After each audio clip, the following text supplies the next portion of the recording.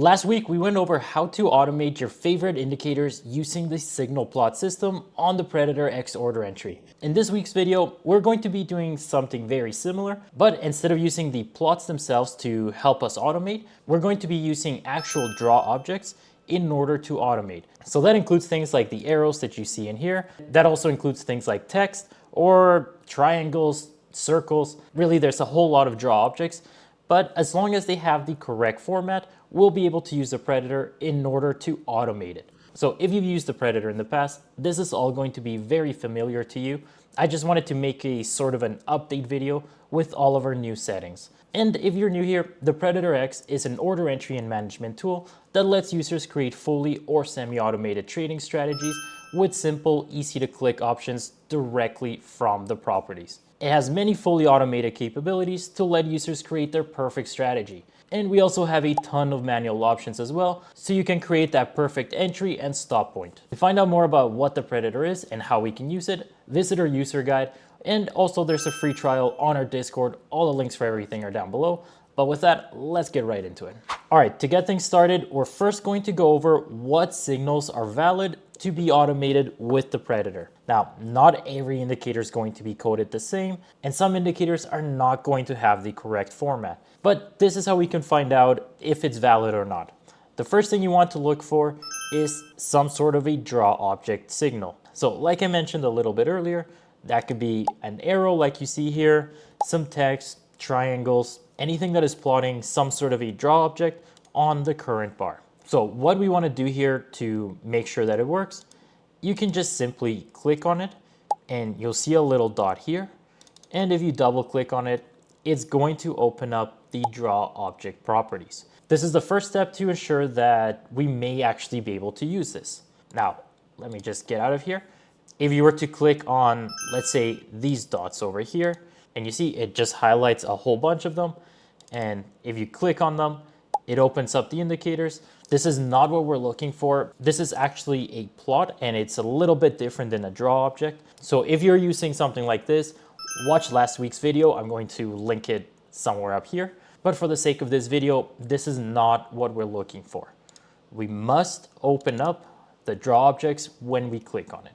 So once we verify the first step, that is opening up the draw objects, now we have to verify the correct format. And the format that we're looking for, your indicator or strategy that is printing this draw object must have a tag plus current bar. For those of you developing your own signals, I do have a full section in our user guide of how to do that and how this format is supposed to look. But for those of you who are not developers, this is how we can find out if your indicator does have that format. All the format is doing is looking for a tag and then a current bar that is in the form of a number. And what the current bar does is it just prints it on the current bar at the time that it actually prints. So as an example, let's scroll over here and we have this tag called above upper 949. And that is this signal that we have highlighted right here. So all it is the above upper part. That is your tag. That is what we're actually going to type into the Predator in order to automate it. And then the 949, that is your current bar number. So as your strategy progresses and time goes on, it's going to create new bars. 949 just means this is the 949th bar that was created at that time. So then if you keep going, this is 950, 951, 952, and so on. So you're just trying to match up the tag with the current bar. Now again, like I said, not every indicator is going to be coded this way, but the good news is many of your favorite third-party indicators are going to be. This is pretty standard within NinjaTrader, so many of your favorite vendors will already have theirs coded this way. Now another common scenario I run into is there is a very small number of indicators that you will see some sort of a tag and another number next to it. And that number is going to go up by 1 every time. So it's going to say, for example, it would be above upper 1, above upper 2, above upper 3. And it will just keep going up one number at a time. If you see your indicators coded like this, unfortunately, we cannot use it at this time because it's coded differently and we're not able to match it up with that current bar. And the same thing if you see some sort of a date instead of a number. We are working on some more updates for this, but just know as of this video, we are not able to automate anything else besides that tag plus current bar. So your numbers must be going up as you go down the list, and they'll be seemingly like random numbers. But that is just telling you that is the current bar where that signal was actually printed. So let's go into the Predator to see how this actually looks inside the properties, how it should be set up, and how it actually automates it. But just know all we need for this example is the above upper, and for the short, we're doing below lower. So let's go into the Predator properties. All right, so in order to automate this with the Predator, let's go down to our O2B auto entry section, and under custom signals, we're going to expand that. And we're looking at the entry signal. You can have up to 3 separate entry signals. They're all going to be individual of one another, so it's going to enter whichever it detects first. But for this example, I'm just doing one to keep it simple. All that we need here is our long signal entry tag. So that was the above upper. All you have to do is type it in exactly how it comes up in the draw object properties. Now it's the same thing for your short signal. That is that below lower. And that is all that you have to do in order to automate it. You just have to make sure it matches exactly how it's shown in that draw object property. So all we have to do is apply. I'm going to enable this. And before we hit play on our playback here, I just want us to take a look at the upper left-hand corner. This is your custom signal validation system. This is just going to help you make sure that everything is reading properly. What you're going to see is your entry signal. L is for long, S is for short. So this is your long signal, short signal. You see above upper, and you see a check mark. All this means is that the Predator did an initial scan while it was loading. It found that signal already. It matched up, so it's just saying, yes, this exists. We are good to go if it comes up again. Same thing with your below lower. It scanned for that signal. It matched it up. It gives us a check mark. Everything is good to go. If it comes up again, it's going to enter in that direction. Now, if you were to have any sort of a typo, so let's say we do something like that. We forget an uppercase. Then once we enable it, we're going to see this little hourglass. All that the hourglass is letting you know is your signal has not been read on the chart. Now, there could be cases where the signal has just not shown up yet, and it could still be valid, but because it has not shown up yet, it's just giving you the hourglass because there's no signal to actually read. But in most cases, this could mean some sort of a typo. So if you were to scroll back and you see that signal somewhere else on the chart and you're still getting that hourglass, definitely go back, go into the properties for both. Every indicator is going to have a different tag. Just make sure it's copied 100%. Any letter that's off even just a little bit is going to throw it off. So let me scroll back over here. And we're just going to change it back to the proper letter. So again, once you have your check marks, that means everything is good to go. Let's just hit play here. Now, once we detect that signal, the Predator is going to enter you into the trade based on that long entry signal condition with any management that you may have selected. And then, yes, it's going to trail your stop. Anything that you have selected is just going to execute that trade. But that's all very simple. I do want to go through 2 more signal examples of common issues that we may find. So I'm going to drag your attention to this chart. Now, some common issues we run into is from certain indicators where they have some sort of a signal and you click on it, nothing happens. Well, while some of them we may not be able to do anything about it, if you run into an indicator like this one specifically is from ninZa. They make theirs really easy. Now with ninZa, you can also use the plot signal system like we did in the previous video, or if you still want to use the draw object signal, you just have to scroll down to the marker rendering method and change this to a built-in option. Now, once it reloads, you should be able to click on it. And all of the steps are the exact same.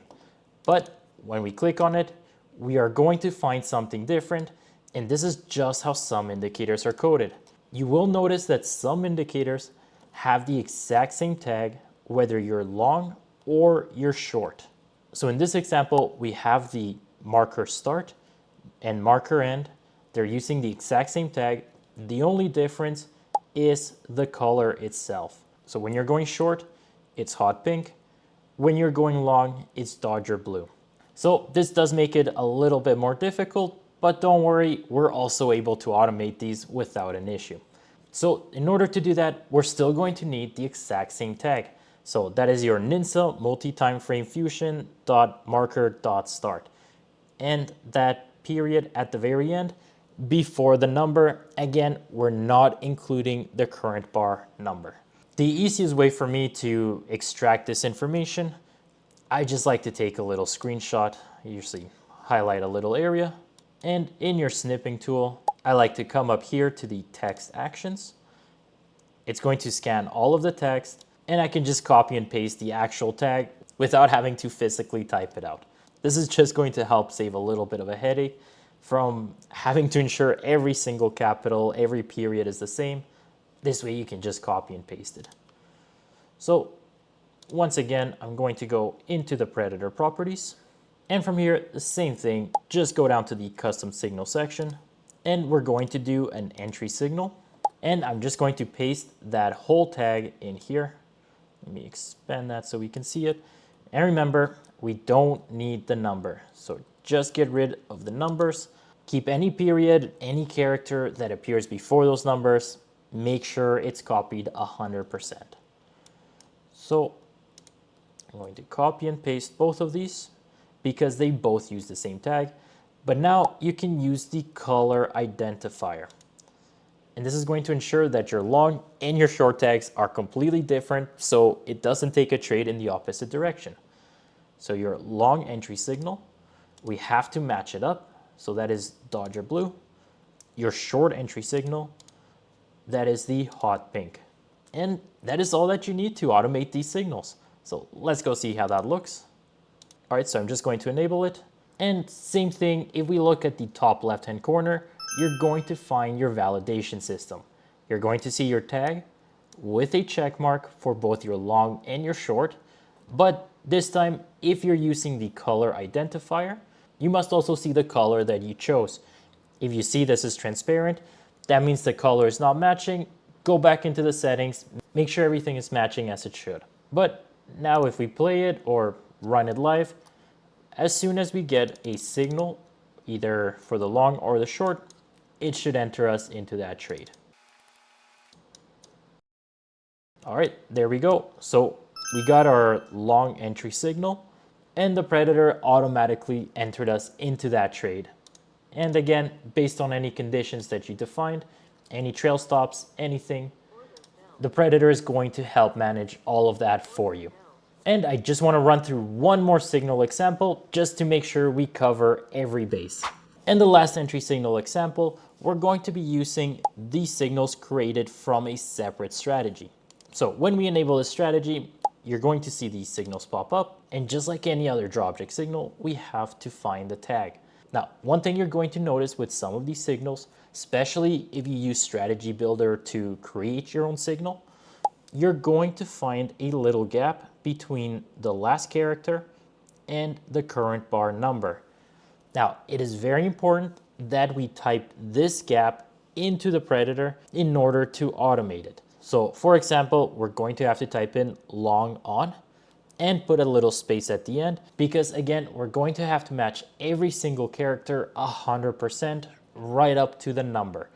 And that also includes any spaces. So let me show you how that would look inside the Predator. And yes, if you're using a separate strategy for your own custom signals, you can run both of these at the same time. Just make sure your other strategy is not actually taking trades. Just make that signal so the predator can take the trade. But just like any other signal, again, we go to the custom signals, entry, and this one, the tag was long on, and we need that space at the end. So just make sure we leave a gap there. And same thing for your short, we need that space at the end. So let's hit apply, we enable, and again, on your validation system, make sure you have that check mark. If your signal has a space between the last character and the number, and you don't type it into the predator, it's going to give you that hourglass. It's not going to work. I see this quite a bit. Just make sure every single character matches 100%. But that's everything for the entry signals. I want to show some quick examples with the exits and the filters as well. All right, now that brings us to our next part. And now we're going to talk about exit signals. And what exit signals do are basically just the complete opposite of your entries. With exit signals, if you're already in a position and you were to get some sort of a signal, it's just going to take you out of that position. And again, you can define whether that's a long position you exit or a short position. So I'll show you how to set that up. And again, we're using this NinZa MTF indicator. So let's go into the properties. And to get into the trade, I'm going to use the initial entry signal we used in the previous example. So this is going to be the exact same thing. Let me make a little bit more room so we can see.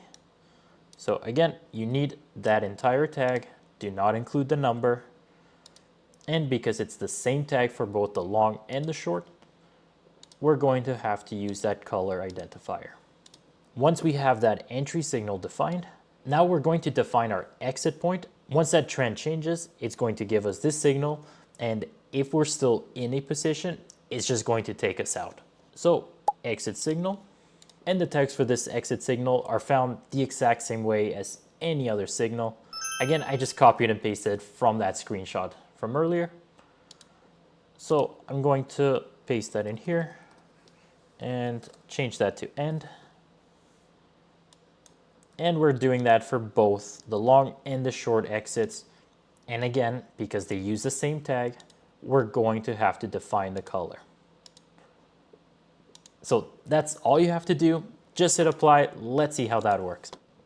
Now we're on the chart. We confirmed our entry and our exit signals. And we're just going to push play. Let's see if we get some sort of a signal.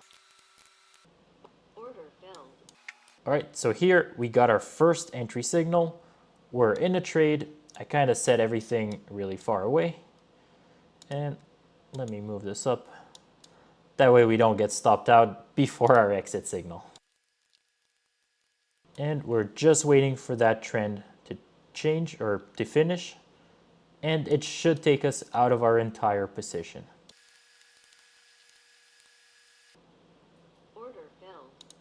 All right, there we go. So here we got our exit signal. That's the multi-time frame fusion marker end.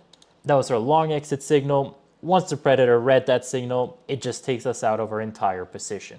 So that's how exit signals work. It's just a way to exit a position. And for our final example, we're going to talk about filter signals. And what filter signals do is just a way to filter out our trades. So we're only taking trades within our defined period. And what I mean by that, again, we're going to use this same NinZa indicator because I know a lot of you guys out there are using it. But what comes up a lot is users just wanting to take a trade during this period. So when we get a long signal, you only want to take long trades within this period, but you don't necessarily want to use this as an entry signal.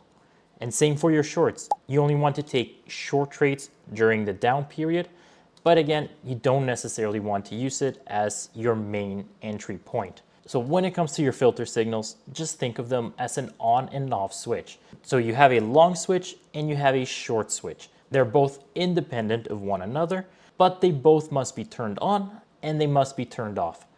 So when we get one signal, it's going to turn on our filter, and then we can define a second signal to turn off the filter. Same thing with the shorts. You can turn on your short filter, and then turn it off. And don't worry, I'm going to show you how to set that up right now. All right, to set this up, again, we're going to go to our custom signal section, and we're going to turn on our filter signals. So from here, you have your on long filter and your off long filter. So again, it's just a switch on and off. And you have the same options for your short. You're turning it on and turning it off. So we're just going to use these exact same tags that we used in the previous examples, and that's how we're going to create our filter. So again, I'm just going to copy and paste from our screenshot and delete the number. We don't need that. So to turn on our long filter and to turn on our short filter, we are using the same tag. It's just a different color. And then to turn it off, we're going to use the end tag. That's this one right here. And that's the one you get at the end of the filter. And again, don't put the number. And because these tags are the same for the long and the short, we need a color identifier. So we just select that, and we have to make sure we select the correct color. So for the longs, they're both for the start and the end. They're both Dodger blue. So we're going to select those. And for a short, they're both hot pink. So let's make sure we select those. Once we have that, all that we need is to set up an auto entry. Now, very important to keep in mind, the filters are not going to enter a trade. The filters are just that. It's just filtering a separate auto entry. So from here, you can select any one of the built-in options. So a reversal, engulf, moving average, whatever you want, you can select that. You can also select another entry signal. And for this example, I'm going to keep it simple because I already have it loaded on the chart. And that is that other entry signal we used earlier. So that is long on and then short on. And those are the signals from that separate strategy. But again, this can be any signal that you want or any built-in auto entry. This is going to filter it out just the same. So we hit apply and make sure you have all of your signals loaded on your chart. If your other signals are coming from a separate strategy, load that strategy first so the signals are already on the chart. Now just enable the predator. And you'll notice it kind of cycles through all of them just to make sure the filters are caught up to the most current filter. One thing to keep in mind when it comes to objects is that it's not going to load as fast as the plot signals. If you remember the plot signals from the previous video, it loads lightning fast. Object signals are going to be a little bit slower because we have to scan for them a little bit differently.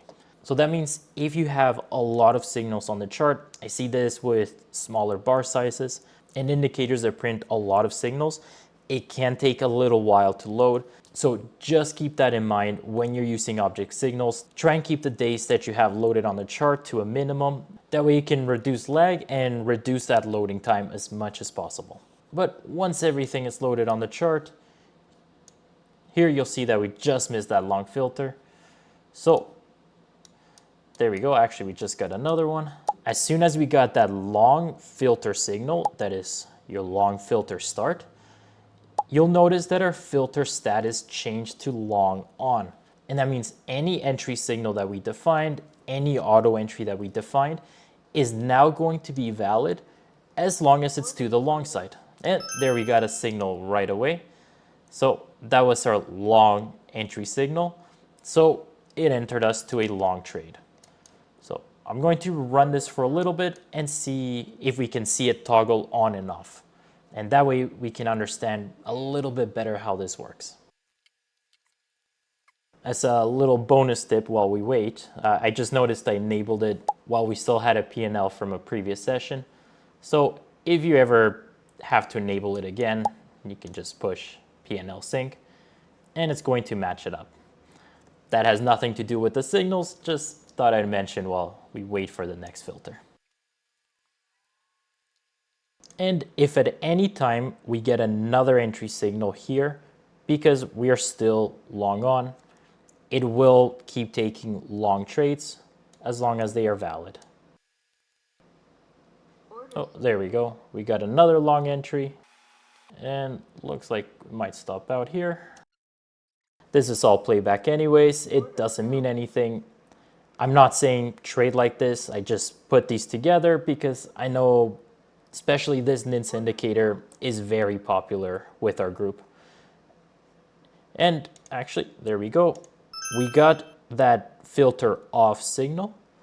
So now our long filter over here, it automatically turned off. And now it doesn't matter what signals we get or entry signals or auto entry signals. It's not going to take any trades because both our long and our short filter are turned off.